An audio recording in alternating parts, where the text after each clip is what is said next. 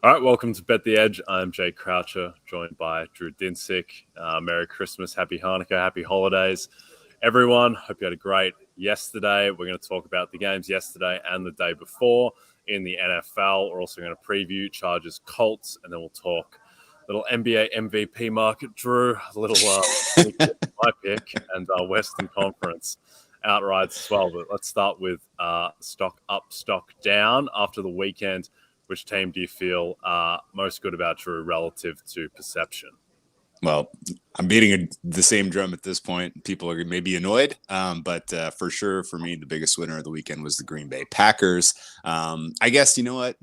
Green Bay Packers' second biggest winner of the weekend. The biggest winner of the weekend was the teaser players. I think everyone with the pulse had Tampa Bay in the teaser last night, and that closed all the round robin wongs for the weekend. So that, I mean, really and truly, the accounts were just absolutely flush green after what was a very, very fortunate Christmas Eve and Christmas in the NFL. 3-0 in the NBA yesterday as well. So I'm just all around in good spirits here.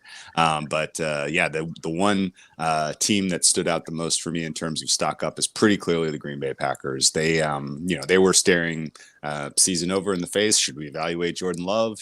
What are we going to do going forward with Aaron Rodgers? And now all of a sudden, this is the team that nobody wants to play if they find their way into the playoff mix.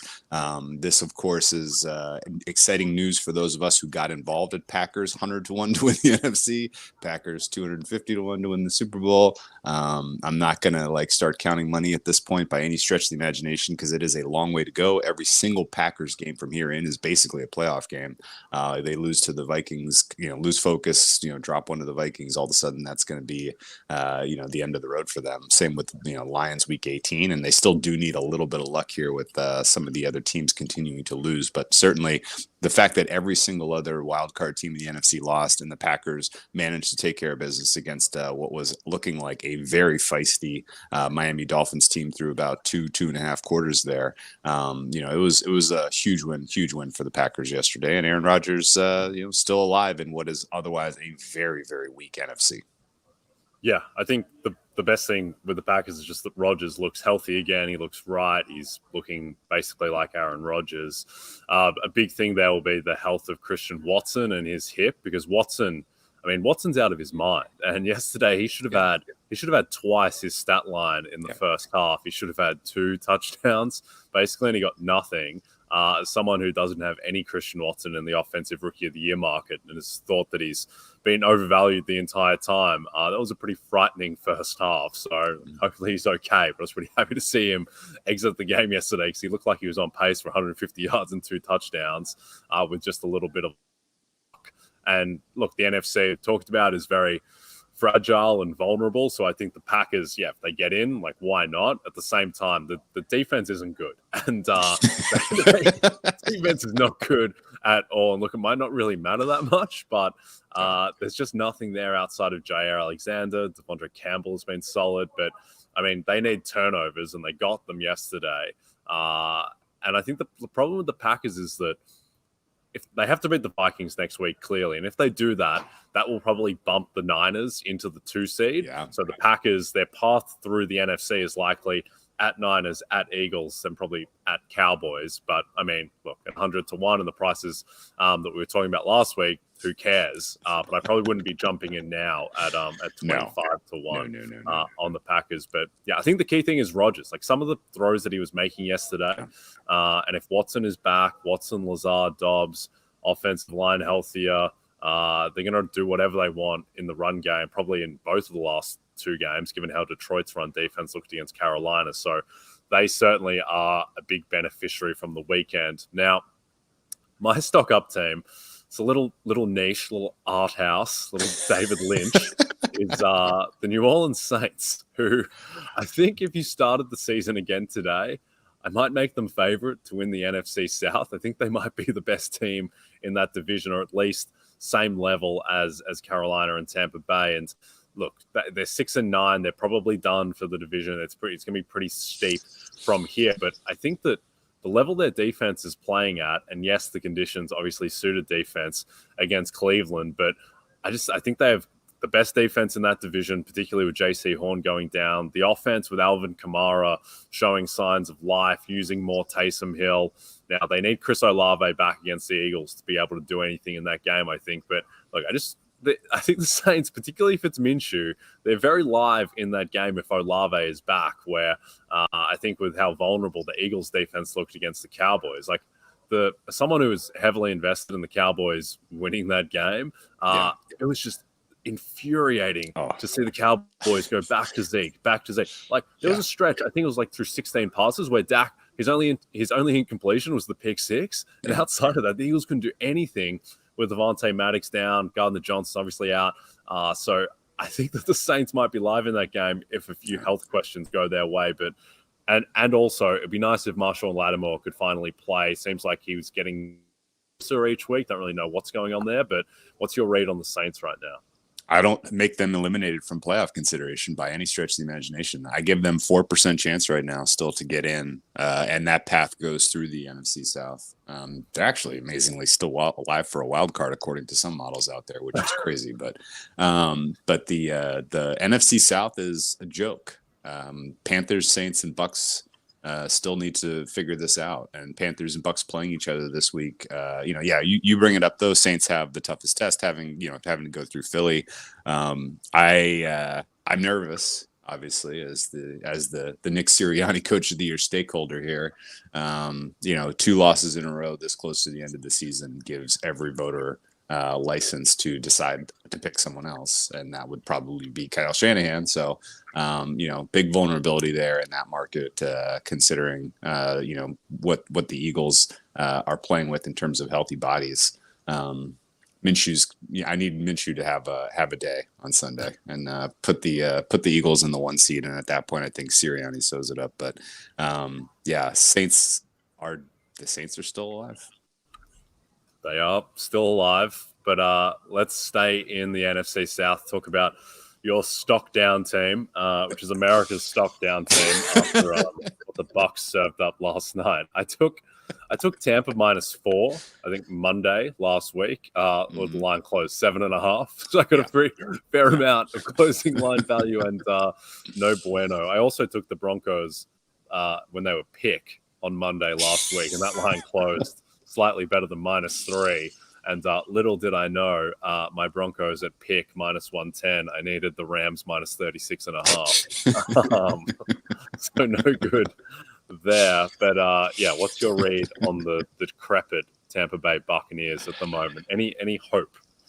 I want to dash hope, because the problem with this team goes beyond just they're not playing well.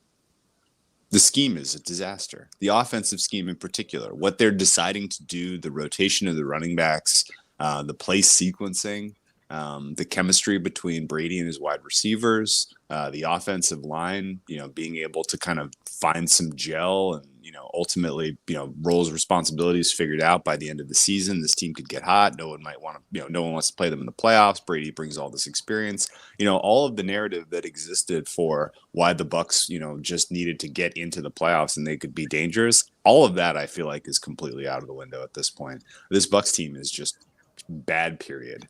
I don't know exactly how you fix this. Certainly, it seems like Brady's ready to move on from Tampa based on all the reporting that we've heard over the weekend here. And, if he's not really engaged in trying to make it work with this team, I'm not really sure that, that they're in for a long playoff ride if they can even get there. Yesterday was an absolute atrocious game. That was it was painful to watch. I feel like the Bucs owe America an apology for putting that in prime time on Christmas Day. It was, the Cardinals deserved to win that game, frankly. And, were it not for the Bucs having this wildly efficient, no huddle offense to end these games, this team would be 3-13 we're talking about. They've won so many games where they just really had no business even being in it, and yet here they are with just this pathetic record at the top of this awful division. Now, going forward, I am not exactly sure why the market is making them 5.5 point favorites against the Panthers. The Panthers are certainly playing with a lot more spirit than the Buccaneers are right now. I got to go through a little bit more carefully on the injuries before I decide on what to do with that game. But 5.5 seems absolutely absurd to me. Oh, that line has moved. It in the past 2 hours. Now it's 3.5. It's going, which I think is correct. I mean, the look ahead on that game was 7.5. So now I think I still kind of lean Panthers at plus 3.5, honestly. Yeah. But I think, I don't see much difference between those two teams at all.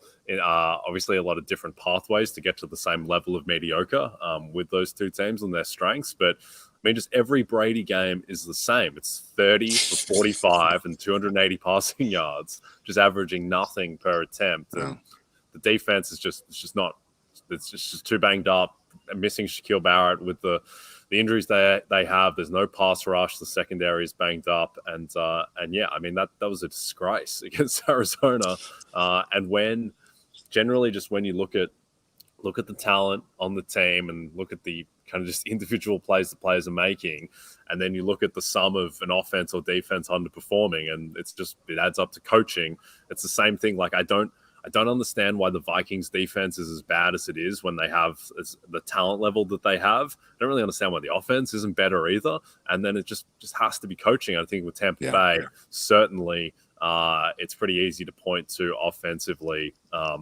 Brady hasn't been great, and he hasn't been the level that he was last year, but physically he seems fine. And he seems, with having still Evans and Godwin and an offensive line that isn't a disaster, that they should be able to do more against defenses like Arizona. So not good for the Bucs, and a very, very high leverage game for us Panthers division bettors in Tampa next week. But my stock down team is a team that had a big win, at least big, I think more kind of emotionally than context of what it means for the season, because I don't think it really means that much. But the Dallas Cowboys, who I think when you're heavily invested financially in a team and in a game, you just watch it much more closely. Yes. And being invested in the Cowboys winning that game and giving a lot of my investment up by just hammering the live Eagles money line repeatedly, but still cheering for the Cowboys at every point.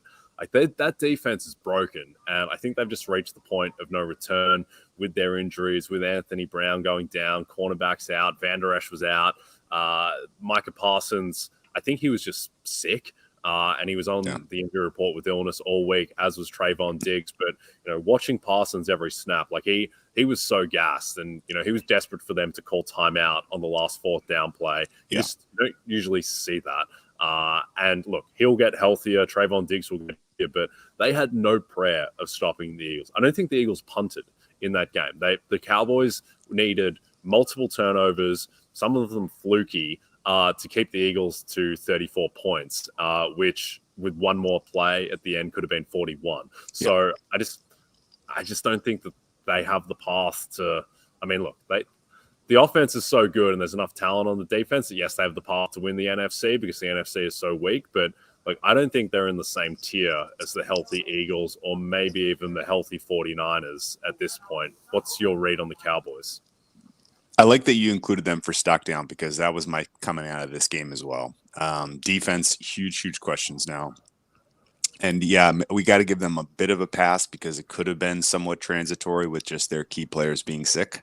But the absence of Leighton Van Der Esch apparently matters a ton. I had no idea that he was sort of the key to the glue to everybody doing their job on that defense. But the Cowboys look very, very soft now, all of a sudden defensively.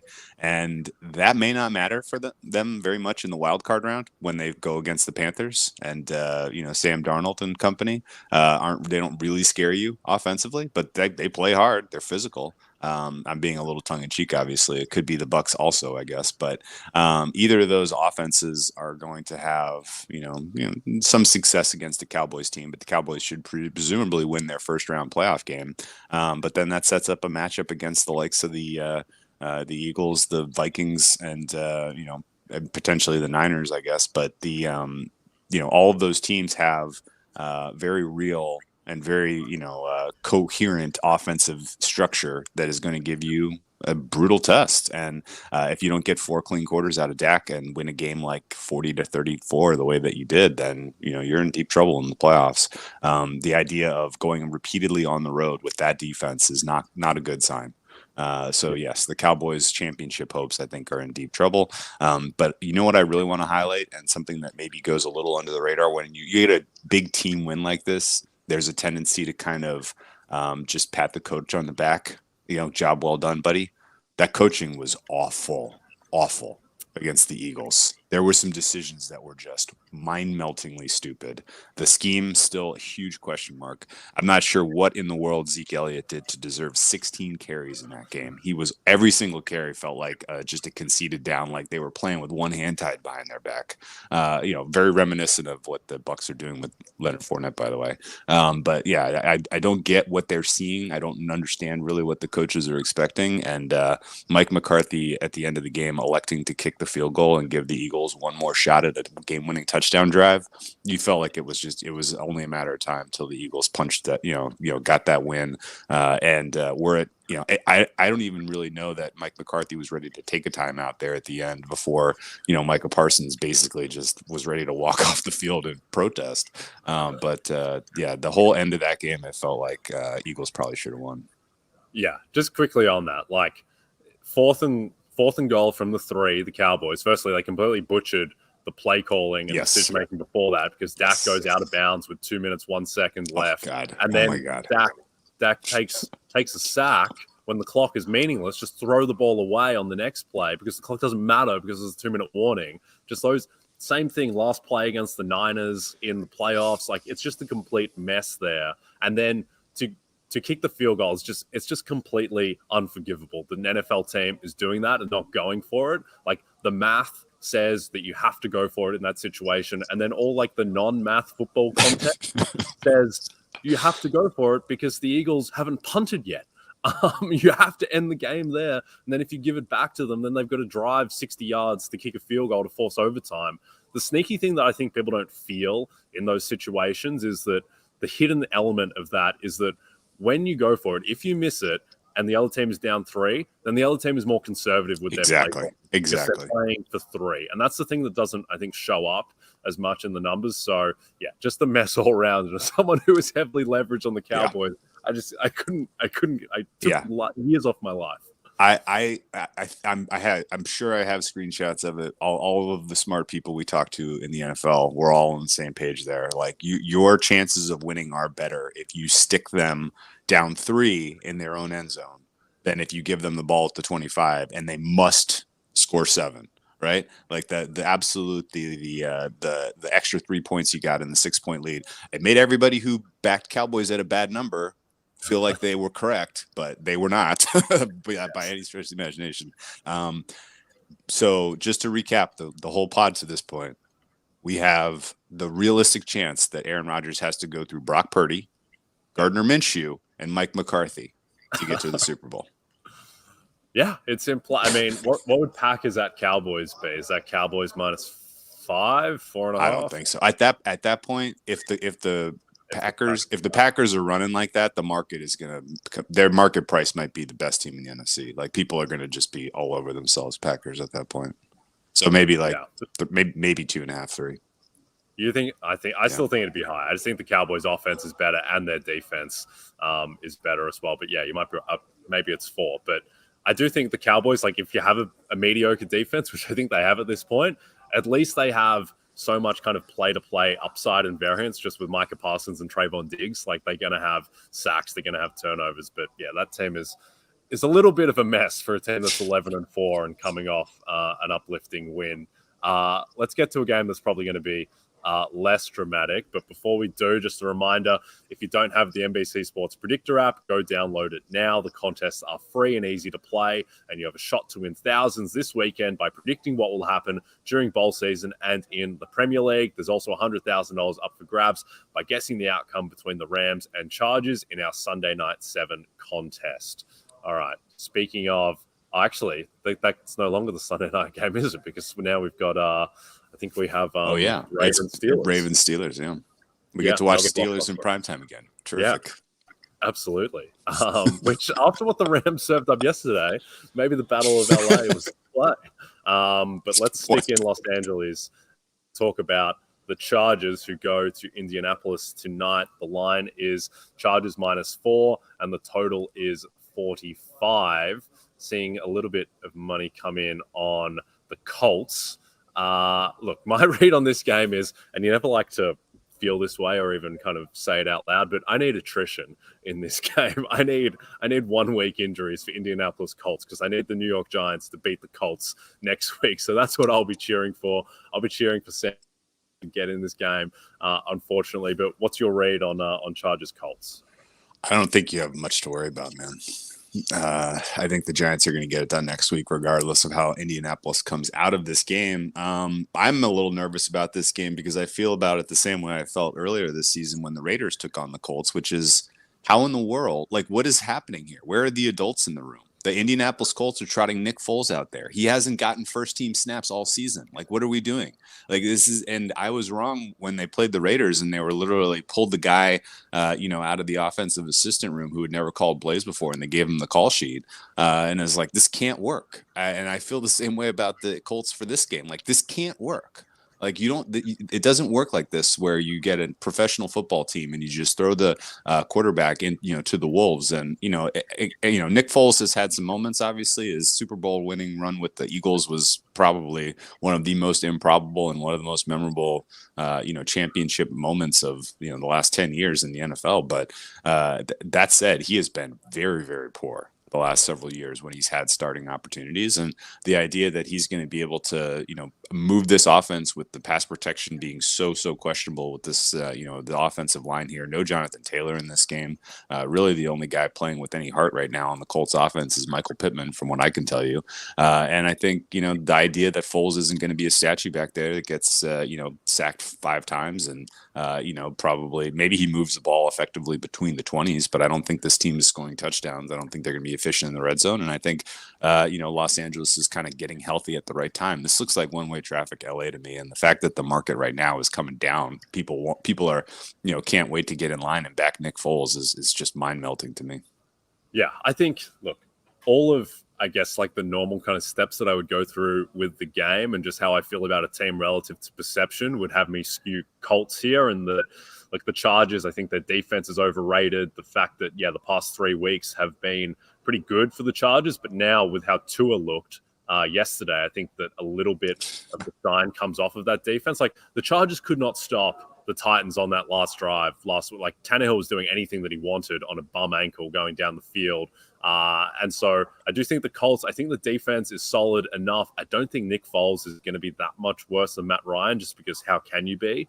I think he's going to be more competent than Sam Ehlinger. But at the same time, like we saw this with the Broncos yesterday, where, you go through like, all right, what's the strength of the offense? It just doesn't matter if the bottom has fallen out of the team and the coaching is just horrendous. So to me, I'm staying away from this game. I can't get involved either side. But I do understand the skepticism around the Colts and just how poorly they are managed. And yes, the defense on paper looks fine. The defense also gave up 1 million points to the Vikings offense that second half when the Vikings offense has been strangely mediocre all season. Yeah. But any read on the total on 45? Yeah, I mean, I think the recent trends would tell you that Los Angeles Chargers fourth quarter is good at any price. -28 is probably good. The last 2 games, of course, very well documented at this point, but the Colts conceded 33 points in the fourth quarter to the Cowboys and then another 30 to the Vikings. So this team doesn't have 4 quarters of play in them. I thought that we were due for a second half under in that weird, Broncos Rams game yesterday, because Broncos looked like they quit, and Rams I figured would just run out the clock. But there was some ridiculousness in the fourth quarter that took that second half total over. And I think that, realistically, the idea that you're going to have some bizarre scoring, fluky stuff, defensive special teams, touchdowns, all that could come in the second half if this game's getting away from Indianapolis. So I think this is over a pass. Yep, I like that. All right, looks like we've got a viewer question on props for tonight. My two favorite props are Keenan Allen over 60.5 receiving yards. He's had, I think, 37 targets the past 3 weeks.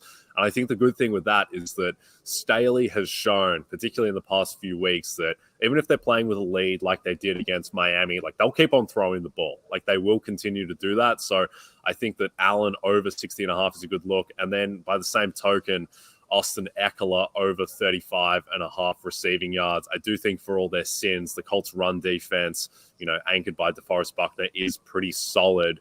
And I think that they will be able to contain the run for the most part, and that Eckler will get more usage in the pass game. I think the Colts are bottom 5 against running backs in the pass game by DVOA. So I think that Eckler will go over 35.5. Anyone tonight? Sorry. Well, I got to ask you, so a team like the Colts, I feel like is pretty decent at, not allowing a lot of yards after the catch. Keenan Allen, obviously a little long in the tooth. And the ADOT for the Chargers is obviously well documented as being quite short for whatever weird reason. Yes. Any reason to look for receptions instead of yards for a guy like Allen? Yeah, potentially. I just think that with the sheer volume that he's been getting, like I think either is good. I think that the receptions number is around 5.5 at last look, slightly backed over. So I just think 60.5. And look, if you're buying into, which I think is reasonable, that the Colts are kind of just a catastrophe and that the bottom has fallen out. When the bottom falls out, there's usually more miscommunication, which can obviously lend to big plays. So, and just given how many yards they leaked in that second half with the Vikings, I think that Allen should go over pretty handsly. Looks like his number of points bet is now up to 6.5, but the under is back to minus 150. So I think I probably skew yards there. Any player, Drew, that you think is relative to market in for a good or a bad game? I don't have a read really on on any of sort of how the game state goes, because to me at least the Chargers offense is a little unpredictable. Like, they should get it done with ease in this one. I'm just looking at my current team power rankings and I'm having a laugh here. 3 worst teams, besides the Denver Broncos, of course. I don't even know how you power rate the Denver Broncos right now. But the 3 worst teams that I actually went to the trouble of power rating are all AFC South teams. I have Tennessee, Houston, and Indianapolis all at the very bottom of the table right now, which is amazing. Miami Dolphins have done well to avoid that list after what they showed yesterday. That's all right. Understood. All right. Let's jump to the association. But before we do that, if you want more betting, DFS, and fantasy advice right before kickoff tonight, tune into our NFL on NBC Sports YouTube channel at 7 p.m. Eastern as Vaughn Dalzell, Lawrence Jackson, and Kyle Dvoracek answer your questions prior to kickoff between the Chargers and Colts. You would want to have a bet on this game to get through it. You'd also want to have a bet on Nikola Jokic to win the MVP for a third consecutive time. The MVP market right now, Jason Tatum is plus 250 and the favorite. I do not agree with that. Giannis Antetokounmpo, after getting dunked on by Tatum yesterday, he's plus 300. Luka Doncic plus 450. Nikola Jokic, who should be the favorite, is plus 450 as well. And then Embiid and Durant plus 800, plus 900. I think there ends the list of viable candidates. Devin Booker, Donovan Mitchell, John Morant, Zion Williamson. Don't think that any of them really have a prayer. So what's your handicap of this market at the moment? Well, I wish we could have seen this coming, Jay. I wish we had the foresight to do a whole segment with Lockie Lockerson where the entire thesis was, does Jokic have a chance? Shouldn't he be the guy to look right now? I still think that he ultimately wins this award. I think the fact that he is kind of even taking his game, beyond what we saw from him last year, which was one of the best performances offensively overall in a team that otherwise was giving him zero support. He's getting a little bit of support, sort of, kind of. I mean, the quality of play from Murray has been pretty poor this year, up and down from Bones Highland, and Michael Porter Jr., when available, has been, not really reliable as an offensive contributor. So he is doing it all again by himself for the most part. And now the Nuggets are cruising for a top 2 seed in the Western Conference. So I don't really know how you you deny him a third MVP here. The only other guy that I have circled just because I like the way they're playing right now, and he's going to continue to compile wins, and they may threaten the Celtics by the end of the season if the Celtics swoon whatsoever in the month of January. It is, of course, Mr. Joel Embiid. He is putting up pretty impressive counting stats, and there's going to be, if there's a narrative swing in this market that takes it away from Jokic, it's going to literally be somehow, some way, people feel bad that they didn't give it to Embiid last year, and he can beat Jokic just in the raw counting stats if you're not looking a little bit deeper in terms of creating offense. It's possible that people may lean towards Embiid this year for whatever reason, and yes, he is a huge risk of getting injured, but at the current prices, I think I would maybe tickle a little Embiid to defend some bigger tickets that I have on Jokic already. But I think if you're just approaching this market for the first time and you have zero skin in the game to this point, and you're just looking to make a bet and put it in your pocket and ride it out till the end of the season, I don't think you can look past Jokic.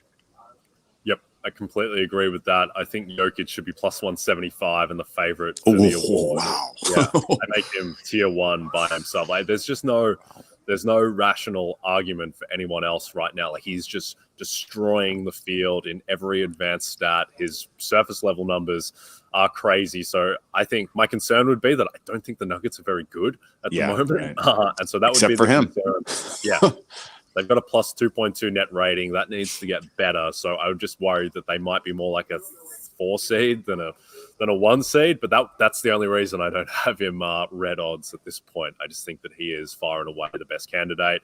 To your point, I do like Embiid at that price. I also think Durant. I would make Durant third favorite at the moment. But let's jump into the Western Conference. The outright, the Suns are the favorite at plus 325. I think I would need like 15-1 to back the Suns at this point. Without question. Clippers are plus 400. Don't like that either. Warriors plus 450. No good. And then Nuggets and the Grizz are plus 600 each. I think the play in this market is just to back the Nuggets and the Grizzlies, both at plus 600.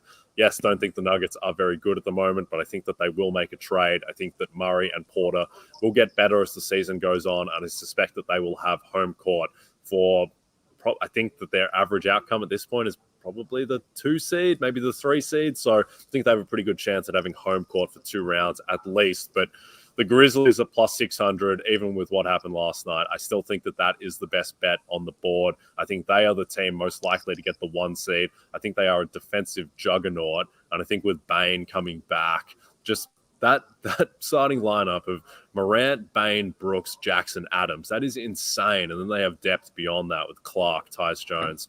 The list goes on. So I think the Grizzlies are the bet in this market. But what do you think?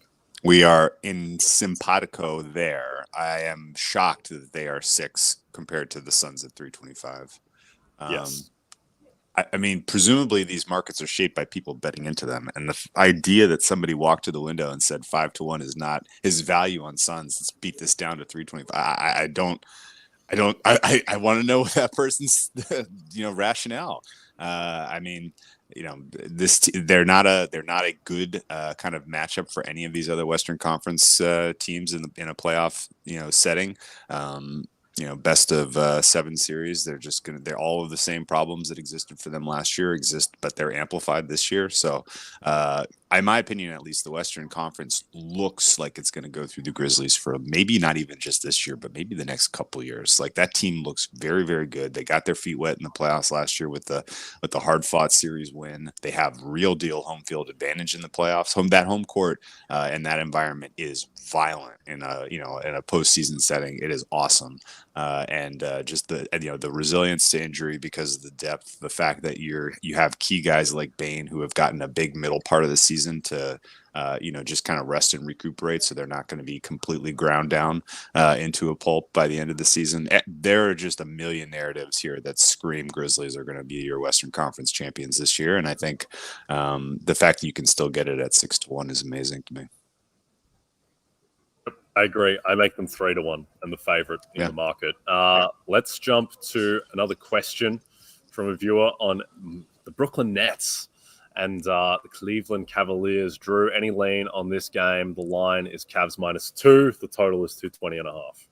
Yeah, I am not sure what to do with the Nets. I think they're just good.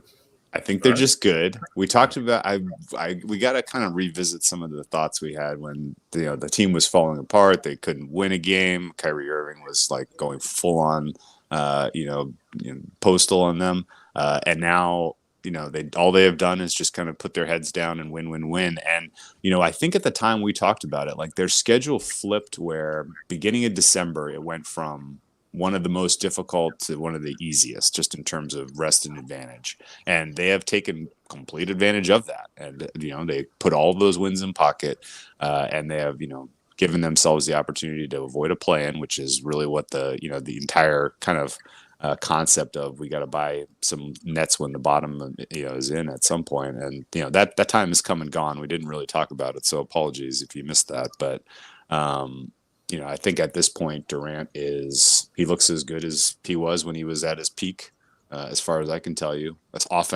an offensive player.